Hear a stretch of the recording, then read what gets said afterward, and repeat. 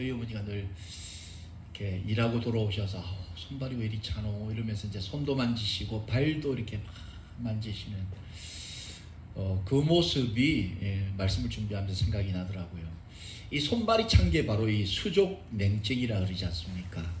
이 수족 냉증을 한번 찾아봤더니 심장에서 이게 펌프질을 하죠. 이게 피를 펌프질을 하지 않습니까? 우리 눈에는 안 보이지만. 그래서 이 펌프질을 통해서 피를 온몸으로 이제 공급을 해주는데, 이 피가 가는 이 혈관이 좁아지면, 어떤 이유에서는 좁아지면 그 속으로 피가 잘 공급이 안 되는 거죠. 특별히 심장하고 가장 멀리 있는 손하고 발, 거기까지 뜨거운 피가 흘러야 되는데 이게 잘 흐르지 않으면 차가워지는 거죠. 피가 통하지 않으니까. 특별히 이 수족냉증이라는 이 증상은 이 남성들보다 여성들에게 많대요.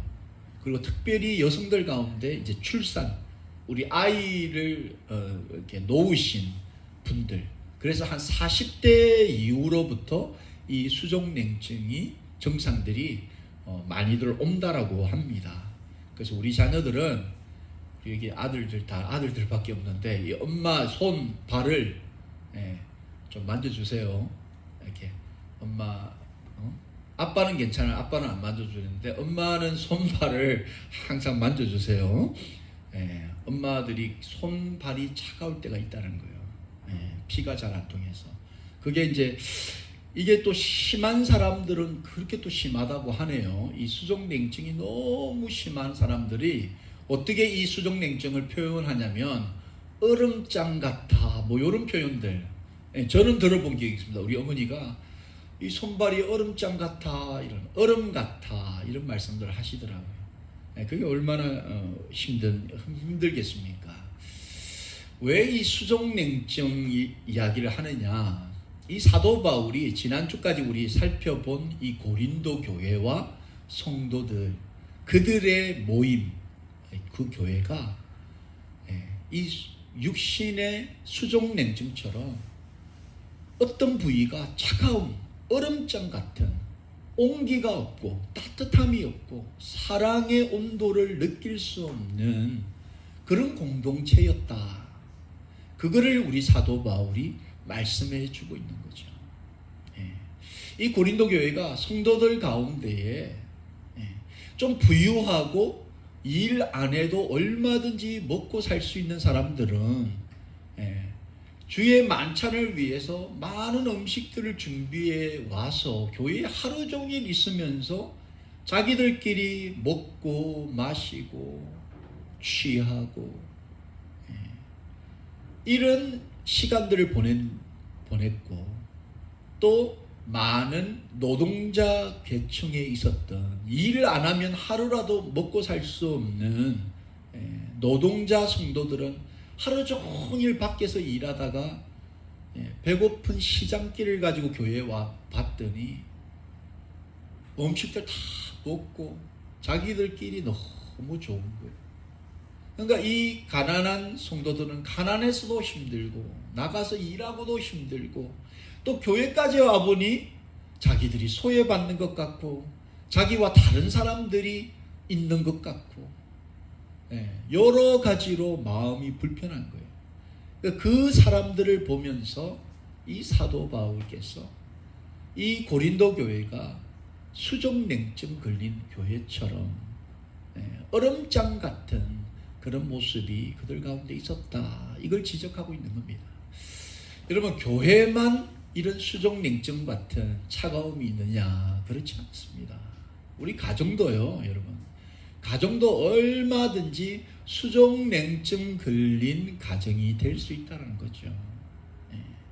엄마와 자녀 간에 차가운 얼음 다리가 존재하고, 남편과 아내 사이에도 건너기가 힘든 얼음 다리가 만들어져 있으면 가정에 들어가도 차가운 냉기가 흐르는 거죠.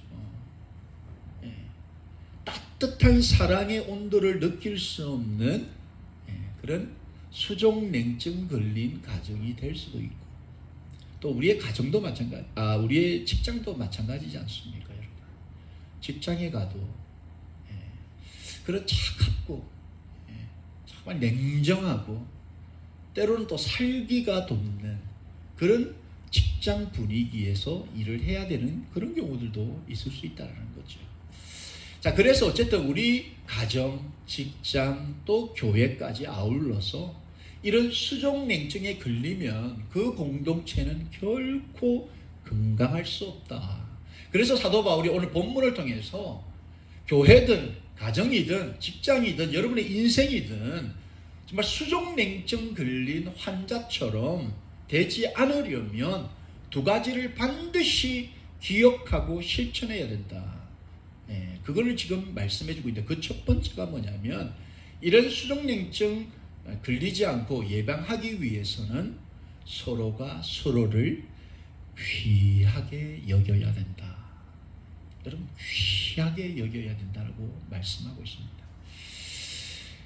귀하게 여겨야 된다 이 말을 하면서 사도 바울이 예를 들어서 사람의 몸을 예를 들어서 설명을 하고 있는 거죠. 본문 21절에 눈이 손들어 내가 너를 쓸 데가 없다 하거나 또한 머리가 발들어 내가 너를 쓸 데가 없다 하지 못한다. 여러분 이 수족냉증의 원인이 피가 통하지 않아 가지고 몸에 이상이 생기는 증상이라는 거죠. 그런데 교회 안에도 여러분 예수님의 그 따뜻한 사랑이 전달되어야 되는데 전달되지 못하면 교회 조직도 냉랭한 수족냉증 환자가 될 수밖에 없다. 그 가운데 중심에 있는 게 뭐냐면 서로가 서로를 향해서 귀하게 존귀하게 여기지 못하는 그런 분위기, 그런 상황이 펼쳐지면 이런 차가움이 그 교회 조직 안에 생긴다.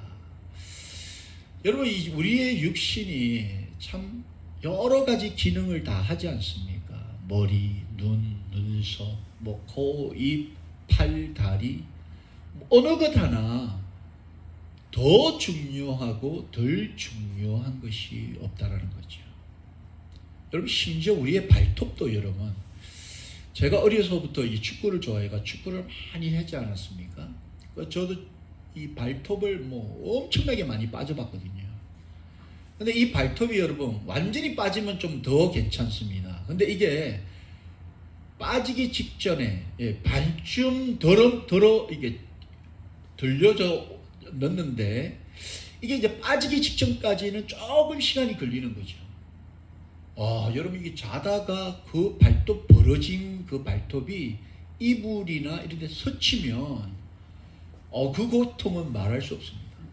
여러분 우리가 이 발톱을 길면 귀찮아서 막 발톱 깎아가지고 막 버려버리는 몸에서 버려버리는 쓸모없는 것처럼 보이지만 실상은 여러분 이 살아있는 발톱이 벌어지면 죽을 것 같은 그런 고통을 우리가 느끼는 거죠.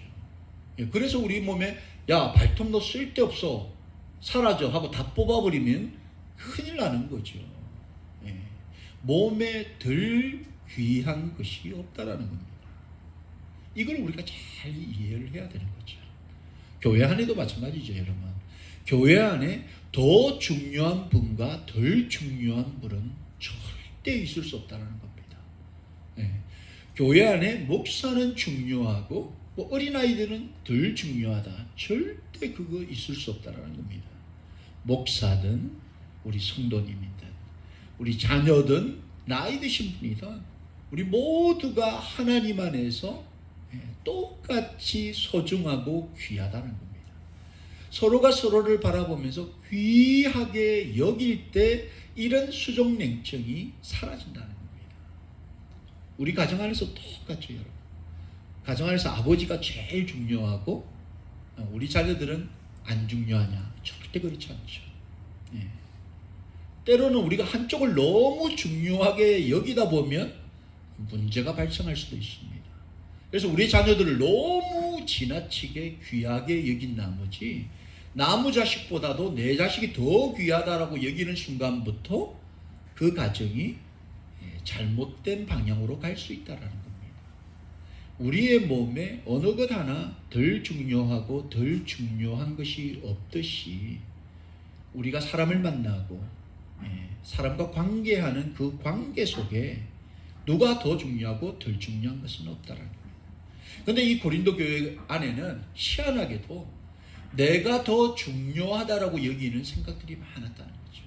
내가 받은 은사, 예언하는 은사, 방언하는 은사, 가르치는 은사, 이런 은사 받은 내가 더 소중하다라고 여기는 그런 경향들이 이 교회 안에 있었다는 겁니다. 그래서 내가 받은 은사를 가지지 못한 사람을 향해서 귀하게 여기지 못하는 겁니다.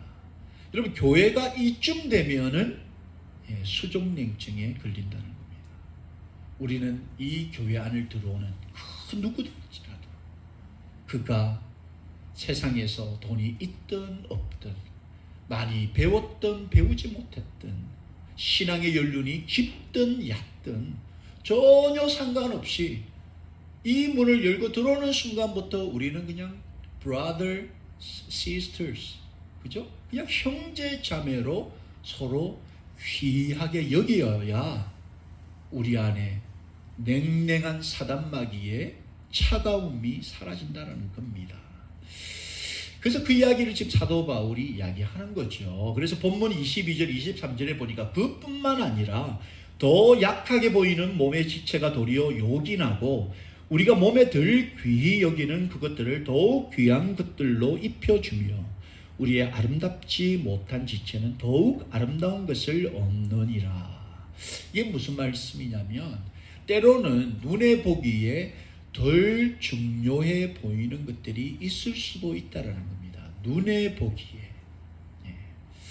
여러분, 가끔씩 우리가 어디 부딪혀갖고 머리가 어디 부딪히는 경우들이 있지 않습니까? 그래도 이 머리는 여러분 이 딱딱하지 않습니까? 그런데 이 머리가 딱딱한 것처럼 우리 몸에는 딱딱하지 못한 것들이 있죠. 여러분, 이 눈 같은 경우에는 머리가 부딪히는 것만큼 눈동자를 부딪히면 이게 실명을 할 수 있는 가능성이 굉장히 있는 거죠. 그래서 여러분, 이 눈이 연약해 보이기 때문에 우리가 더 조심히 다루어야 되지 않습니까? 그렇죠? 머리처럼 똑같은 형태로 우리가 눈을 다루지는 않습니다. 더 조심스럽게 다루죠. 뭐 우리 손에 조금 스크래치 나는 거랑 얼굴에 스크래치 나는 거는 우리가 다르게 대우하듯이 좀 우리 눈에 보일 때 연약해 보이는 몸의 지체가 있을 수도 있다라는 겁니다. 그러나 그를 더 귀하게 여겨서 더 보호하고 더 잘 살펴줄 때에 그곳에 차가움이 사라진다는 겁니다. 제가 제가 우리 아들이 이 유민이에 비하면 육신적으로 다르지 않습니까? 발달이. 그리고 유민이는 이제 뭐 8살이니까 오빠는 뭐 자기 방에서 뭐 어떻게 잠을 자든 여러분 뭐 어떻게 먹든 별게 크게 상관은 안 하지만 유민이 같은 경우는 자다가 막 이불을 걷어차면 혹시 감기라도 걸릴까봐 제가 이불 덮어주고 뭐 밤 새면서 몇 번 그렇게 하지 않습니까? 왜냐하면 약하니까. 약하니까 더 귀하게 보살펴주는 것. 그게 필요하지 않습니까? 교회 공동체도 마찬가지고 가정 공동체도 똑같다라는 겁니다. 우리의 자녀들 가운데 좀 약하고 좀 여리게 보이는 그런 자녀들이 있다면 우리가 더 그를 귀하게 여기듯이 우리 교회 공동체 안에도 때로는 좀 연약해 보이는 지체가 있다면 그를 더 보살펴주고 그를 더 귀하게 여길 때에 그 교회 공동체가 건강해진다라는 거죠. 우리 방주교회를 생각하면서 요즘 여러분 교회가 수족냉증 걸린 교회들이 참 많다고 합니다. 힘있고 또 좀 사회적으로 잘 나가고 좀 잘 되시는 분들은 교회 안에서 또 목사님이나 여러 분들에게 칭찬받고 인정받지만 교회 안에 소외된 그런 분들이 많이 계시대요. 교회 안에서 들어와 가지고 마치 고린도 교회 성도들이 느낀 것처럼 누구 하나 나를 내가 들어오건 내가 나가든 내가 뭘 먹든 마시든 아무 관심을 받지 못하는, 그래서 차가움을 느끼고 외로움을 느끼는 그런 군중 속의 고독을 느끼는 그런 수족냉증 교회들이 많이 있다고 합니다. 그것을 여러분 예방하기 위해서, 또 그런 차가움을 우리가 밖으로 몰아내기 위해서는 서로가 서로를 귀하게 여기는 마음들이 우리 가운데 있어야 한다는 거죠. 가정 안에서 마찬가지죠. 부부 간에 서로 귀하게 여겨야 차가움이 사라지는. 그 테네시 대학의 이 맥널티 그 심리학 교수가 여러분 그 논문에서 이 논문을 하나 발표했는데, 어떤 그 논문에 이제 어떤 샘플을 채택을 했냐면, 그 결혼한 부부 82 커플을 선택해 가지고 그 부류를 세 부류로 나눠요.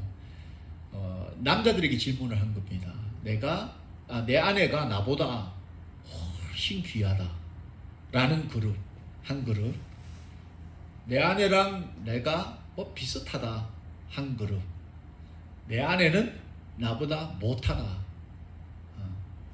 그 세 가지 그룹을 나눠 가지고 그 세 그룹에 질문을 하나 던지는 겁니다. 그리고 그 반응을 이제 이게 데이터로 내 가지고 논문을 만들었는데, 어떤 질문을 던지냐면, 아내가 남편에게 여보 나 이거 한번 해볼래, 나 이거 한번 할 거야, 나 새로운 계획이 생겼어, 이거 한번 해볼게 라고 했을 때 남편의 반응을 조사를 한 거예요. 여러분 만약에 여러분의 아내가 갑자기 뜬금없이 와가지고 여보 나 올해 이거 할 거야, 이거 한번 해볼게, 이거 한번 새로 시작해 볼게 라고 이야기했을 때 여러분은 어떻게 반응하시겠습니까? 제일 먼저 내 아내는 나보다 못하다 라는 그룹에서는 바로 화를 낸답니다. 무슨 소리야, 뭘 한다고, 그만둬, 하지마, 아무것도 하지마, 해도 안 돼 라고 반응을 한대요. 굉장히 부정적으로 반응을 한답니다. 두 번째, 내 아내랑 내가 비슷하다라고 생각했던 그 그룹은 별로 반응이 없답니다. 듣고도 별로 반응을 안 한대요. 그런데 이제 내 아내가 나보다 귀하다라고 여기는 남편들의 그룹에서는 진짜? 그래? 해봐, 잘 될 거야, 당신 잘할 수 있어 라고 굉장히 긍정적으로 응원을 해준대요. 제가 여러분 이 설교를 준비하면서 얼마나 많은 부담감을 가지고 이 설교를 지금 전하고 있는지 여러분 아십니까? 저는 첫 번째, 저는 금방 이렇게 막 응원하는 그룹에 절대 속하지 않는 사람입니다. 여러분 이게 단적으로 말하면, 내 아내, 내 남편을 나보다 귀하게 여기는 그룹은 어떤 새로운 상황이 온다 할지라도 그 대화 속에서 긍정적으로 따뜻하게 인커리지 시키면서 반응을 하더라는 겁니다. 근데 상대방을 귀하게 여기지 않는 그룹에서는 일단 무시하고 그 생각을 안 돼, 하지마 라고 반응을 한대요. 이게 뭐 남편만 그렇겠습니까? 뭐 아직 논문을 제가 뭐 찾아보지는 않았습니다만은 뭐 우리 아내들도 마찬가지겠죠.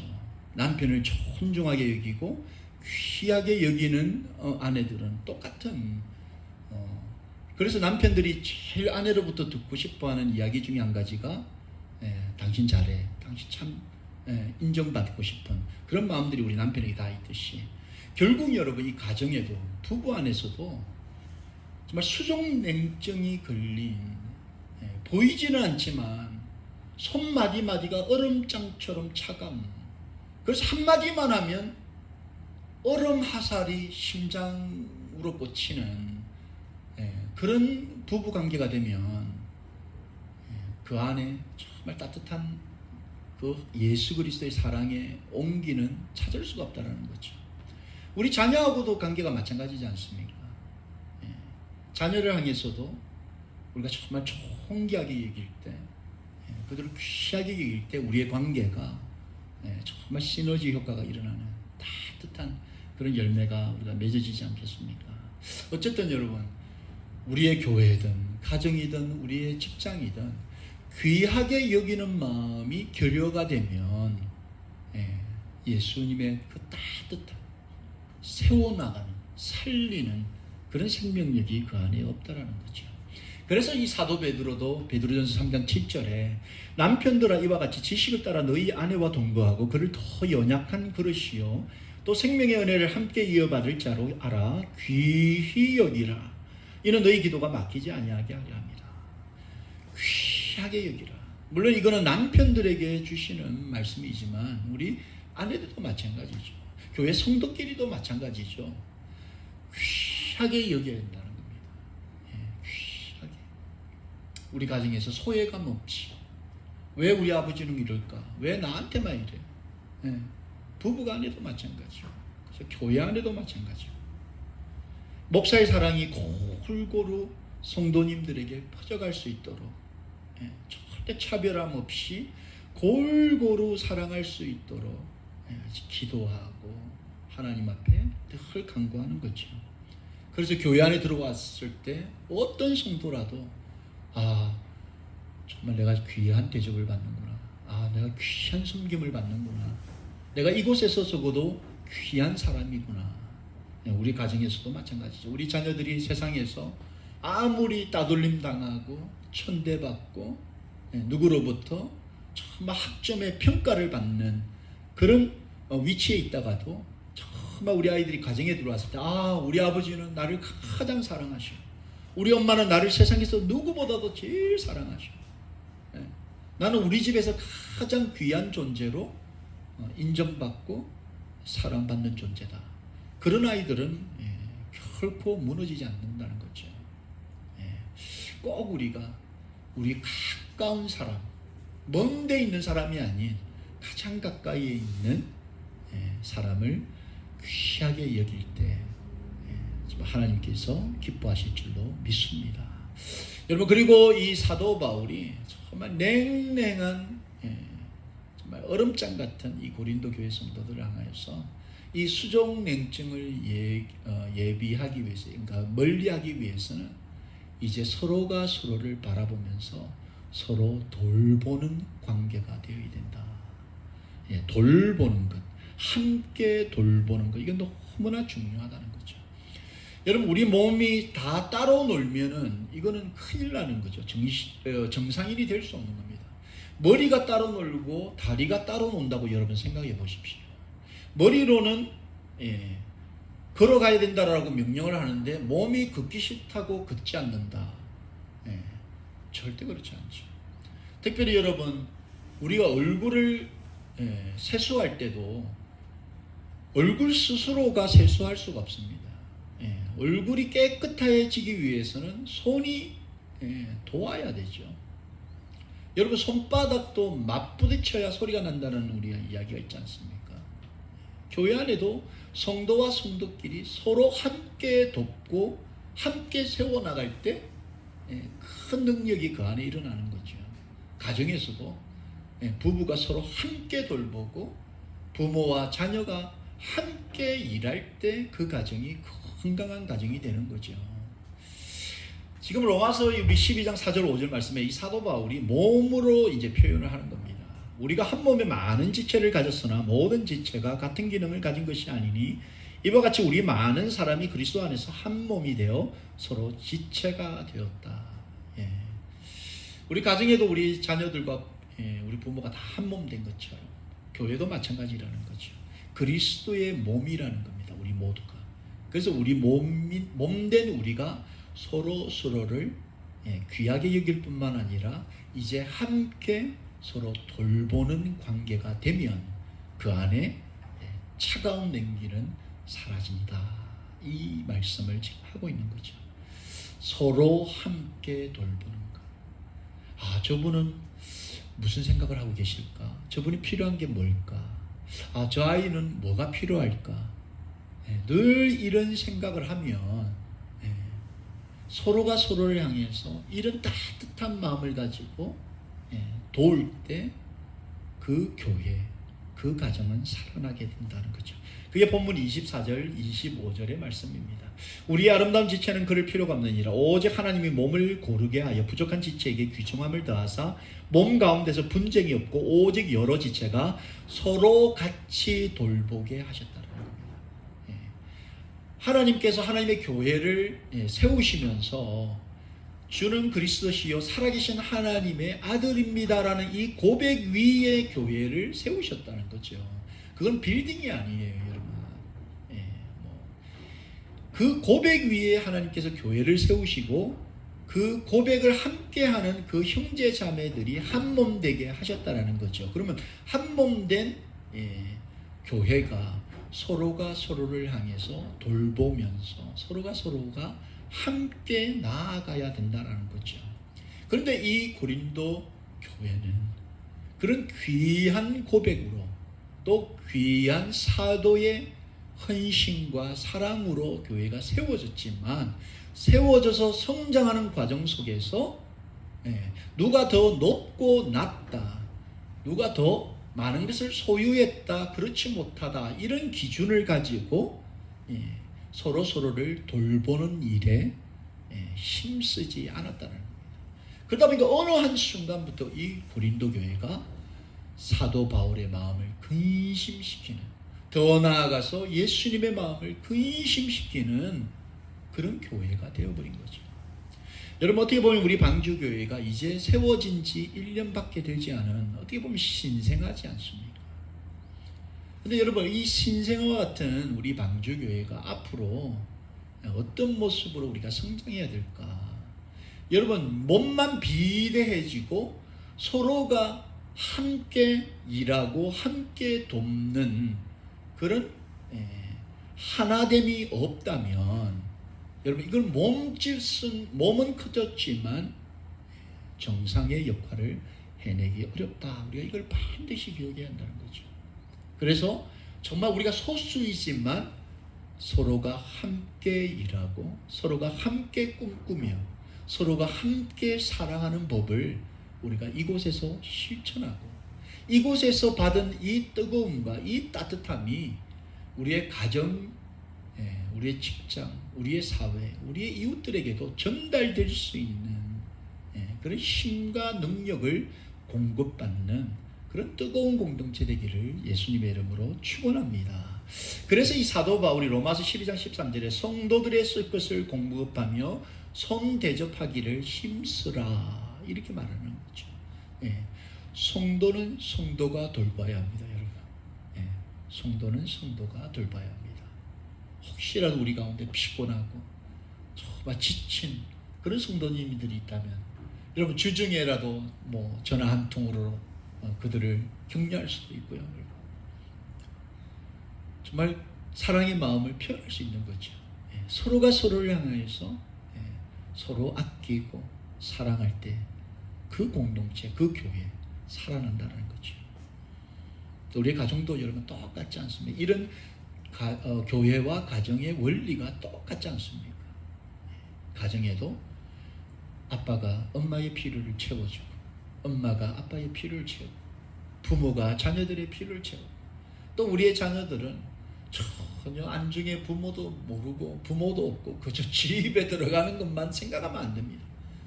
때로는 우리 아빠가 무슨 생각을 할까? 때로는 우리 엄마가 얼마나 힘들까? 집안일도 거들고, 아빠도 도와주고, 엄마도 돕고, 서로가 서로를 챙기고 필요를 채워줄 때 그 가정의 웃음소리가 떠나지 않는 거죠, 여러분. 이게 굉장히 중요하다는 거죠. 그런데 여러분, 그렇게 해야 함에도 불구하고 하다 보면 지칠 때가 오더라는 겁니다. 여러분, 그렇지 않습니까? 우리 보통 가정주부들 집안일 얼마나 힘들고 어렵습니까, 여러분? 백큐ම් 돌리는 거 이거 힘들지 않습니까? 설거지 하는 거 여러분 힘들지 않습니까?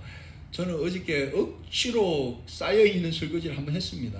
1년에 한 번 정도 하는 건데 얼마나 힘든지 모릅니다. 여러분. 이 설교를 준비하면서 얼마나 제가 부담스러운지 여러분 아십니까? 이게 설거지 한번 하는데도 입이 이만큼 튀어나와요, 여러분. 힘들거든요. 그런데 그거를 365일 뭐 하루에 한 번만 하는 경우도 있겠지만 뭐 두 번, 세 번 하는 경우도 얼마나 많이 있습니까, 여러분. 주말에도 힘들지 않습니까? 예. 가정 안에서도 이렇게 힘들고 어려운 거를 서로 돕는, 예, 정말 따뜻함이 일어날 때, 예, 지친 엄마의 마음도 회복이 되는 거고, 그죠? 우리 자녀들도 마찬가지입니다. 우리 자녀들 꼭 기억하십시오. 엄마 아빠에게 따뜻한 전화 한 통. 엄마 아빠가 전화 안 하면 평생 가야 전화 안 하는 그런 습관을 혹시라도 가졌다면 여러분 그거 고쳐야 된다는 거죠. 예, 때로는 아빠 일하고 있는 아빠한테도 전화해서 How are you doing?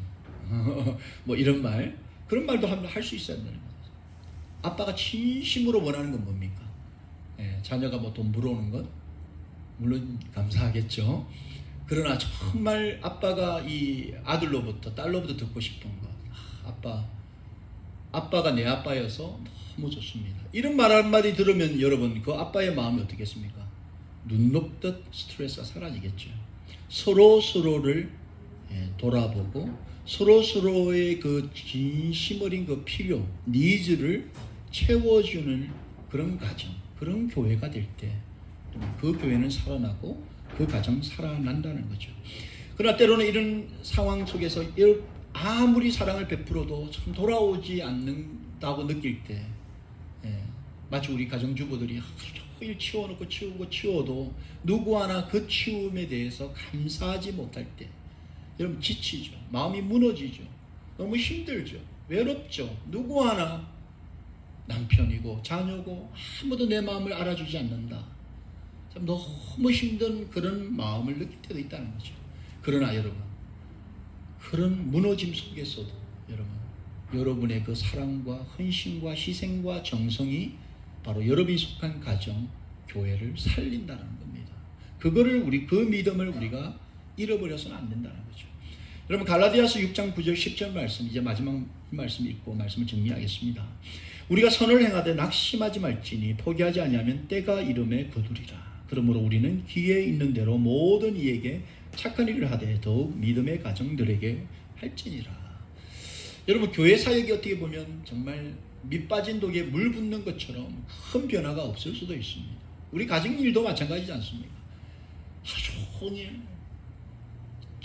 치워도 끝이 없는 것처럼 보일 때 있지 않습니까? 사람을 사랑하고 사람을 섬기는 일이 이런 어려움들이 있지 않습니까? 그러나 여러분 가정 안에서 희생, 섬기는 엄마 아빠의 그 정성과 사랑으로 그 가정이 하나님 안에서 큰 열매 맺을 그 날을 바라보면서 여러분 낙심하지 마시고 포기하지 않기를 예수님의 이름으로 축원합니다.